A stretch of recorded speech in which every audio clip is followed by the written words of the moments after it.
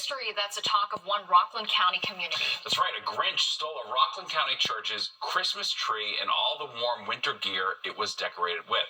Fox 5's Richard Giacobas has the story.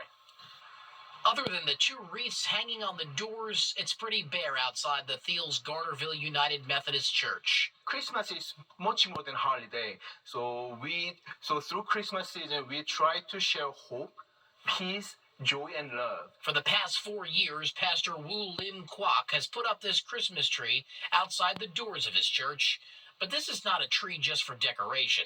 This is a tree that gives back, that gives the gift of warmth. We collect winter items such as gloves and hat and scarves, and from the people in communities. But this past Monday night, after Pastor Wu locked up and went home, he came back the next morning to find that the tree had been allegedly stolen, along with multiple pairs of mittens and gloves meant for those in need ahead of a cold winter. Hats and scarves and gloves, mittens. This woman volunteers in the church's thrift shop. Since the tree was allegedly stolen, she's been crocheting additional scarves to make up for the lost mittens. Tearful, angry, upset. And as sad as this congregation is, they share the same sentiment, hoping and praying that whoever took the tree brings it back. And if they don't, maybe it's because they really needed whatever was on it. We just pray that whoever took the tree and mittens, they really needed them. I hope they extended the items to people really, truly in need. But it really still wasn't a nice thing to do. It wasn't a good thing to do. The congregants here at United Methodist Church and Pastor Wu are asking the public's help to bring a pair of mittens or gloves to their thrift shop, which they hold here every Thursday and Saturday at the church in the hopes of giving back to those who need them this holiday season. We're in Thiels. Richard Giacobas, Fox 5 News. Yeah, just awful. All right, 2024 has been the year of the Bitcoin boom. All right, President-elect Donald Trump has promised to be the first pro-crypto White House president. So, does that mean even bigger gains for 2025? We're going to take a closer look and break down what you need to know before investing in cryptocurrency. Plus, She knows I'm her mom, or at least I. Well, digital assets like Bitcoin and other cryptocurrencies have been in the news a lot lately, especially after the price of a single Bitcoin topped $100,000 for the first time ever. that's right. It's the continuation of a crypto bull market that began before the election, but has only gathered steam since Donald Trump ran and won on the promise of becoming the first pro-Bitcoin president. I sat down with Anthony Pompliano, a crypto investment expert, to talk more about what to expect heading into 2025. What's the promise of Trump as far as Bitcoin and digital assets that's making everyone so bullish right now? Well, I think Trump's just the first Bitcoin president, right? To come out and explicitly say, hey, I like Bitcoin, I own Bitcoin, I'm going to protect Bitcoin, I'm going to protect your right to hold Bitcoin. Reaction to the promise of a dramatically more pro-crypto Securities and Exchange Commission under President-elect Trump has sent digital asset prices skyrocketing. Earlier this month, Bitcoin topped $100,000 for the first time ever, representing a nearly 50% jump from its price on Election Day. It's the continuation of a bullish year overall for Bitcoin.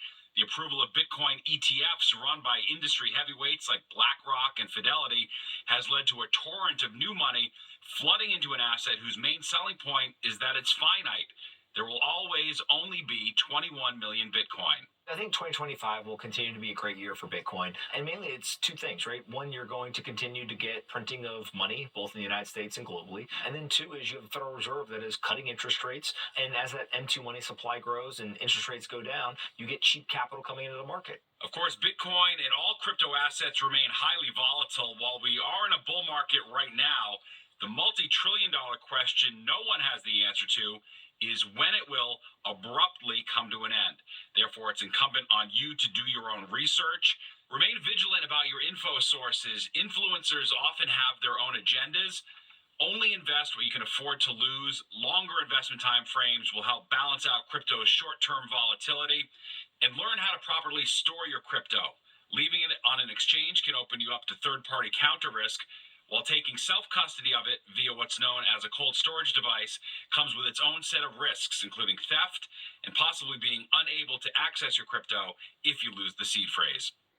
And if you want to learn more, the Bitcoin discussion continues online. You can see more of my interview with crypto expert Anthony Popliano. I just dropped it on our Fox 5 NY YouTube page, so check it out. We've gone into Trump, MicroStrategy, who's Satoshi, volatility, cold storage, the whole thing, an interesting conversation. Did you say crypto is pumping in any of that?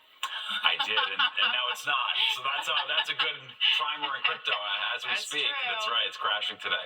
Well, Roosevelt Island residents fired up about the tram jam. Yeah, now they're gathering signs in hand, hoping to get priority over tourists packing the iconic mode of transportation, all to get photos for the gram. What else? Let's take a live look outside. Nick's tracking a wintry mix and a big cool down next. Heading out of town for the holidays? Well, take the news from Fox 5 with you wherever you go with the free Fox Local app. Just scan the QR code or search Fox Local and download the app to stream Fox 5 newscasts live and totally free right on your TV or phone. Fox Local. It's how to stream the news. Earlier this month, Fox 5 first told you about fired up Roosevelt Island residents fed up with tourists jamming into the famous tram. So they want priority boarding, and today they made their voices heard with a day of action. Fox 8's Jennifer Williams has the update. What do we want? Priority boarding! When do we want it now? On Thursday, Roosevelt Island residents held a rally to call for priority boarding for the tram that crosses the East River. I'm fed up with the fact that we can't get on the tram anymore, so I thought we'd do something about it. Let the residents on first. Yes, So we're not asking for something unreasonable. President Paul Crickler started a petition that has garnered over 2,000 signatures on behalf for the 12,000 that call Roosevelt Island home.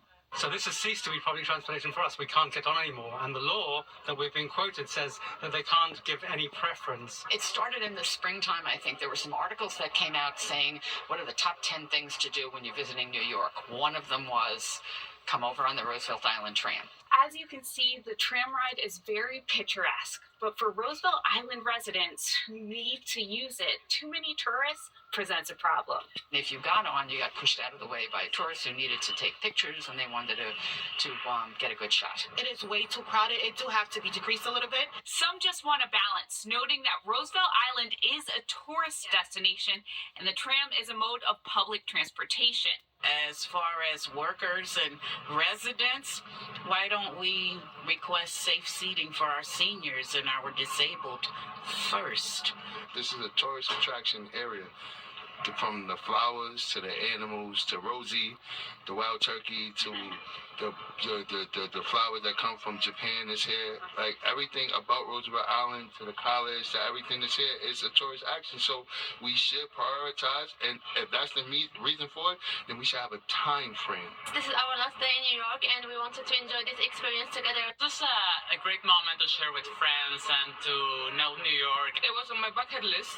The Roosevelt Island Operating Corporation, which runs the tram that transports over 2 million passengers annually, has maintained it would be against the law to give anyone priority boarding. On Roosevelt Island, Jennifer Williams, Fox 5 News. I mean, I love that shot of her with all the tourists out with their phones. I mean, that's just kind of one way on, one way off. I don't really know if there's a solution. I get the frustration on both sides. Yeah. I do. It's a tough one. All right, let's go to Nick now for a look at the forecast. It's getting cold out in a hurry, Nick. National Bull Riders, PBR Bucks, back at the Garden, January 3rd through 5th.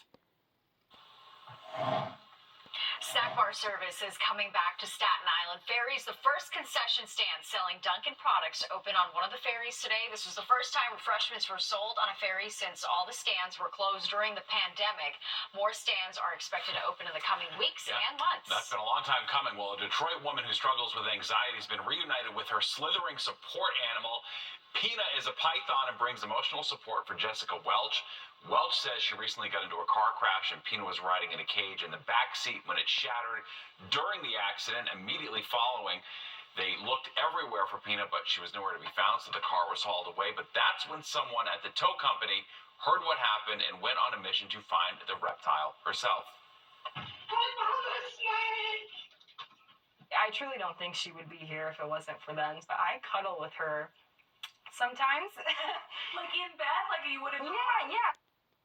All right, there's a lot going on in the story, folks. That was Pina was in bad amazing. shape when she was finally found, but was rushed to the vet, where she was given snake IV and antibiotics. Pina's now at home recovering. We may have been punked out on that Is story, this but a real I'm not story? really positive I on that don't one. know. All right. I'm glad Pino's safe. Yes. That was we a love her. great surveillance video. Yes, Okay. for sure. All right, well, there's more of the 10 o'clock news straight ahead. But first, here's a look at what you can expect tomorrow on the roads and the rails. The Mets hosted their annual kids' holiday party at Citi Field today. More than 100 students from Queens were treated to games, lunches, and gifts, including the winter coats. There was even a special visit from Santa and his elves. Mr. and Mrs. Yeah, Met. look at Gotta that. love it. Love to see that.